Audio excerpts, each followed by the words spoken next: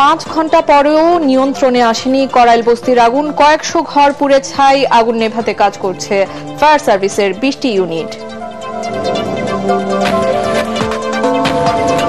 উপদেষ্টা পরিষদে পাশ হলো গণভোট আইন অধ্যাদেশ 2025। সংসদ নির্বাচন এবং গণভোটের কেন্দ্র একই হবে, ব্যালট পেপার হবে আলাদা।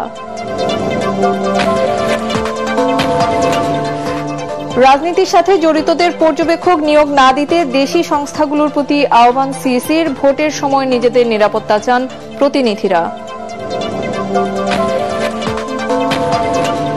সারা দেশে ভোটের হাওয়া বইছে। ঠাকুরগাঁওয়ে মির্জা ফখরুল। আগামী নির্বাচনে দুর্নীতি সন্ত্রাসের বিরুদ্ধে রায় দেবে জনগণ, আশা জামায়াত আমিরের।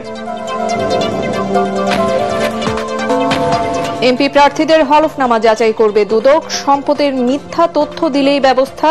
3 পিএস এপিএস এর বিরুদ্ধে দুর্নীতি অনুসন্ধান শেষ পর্যায়ে।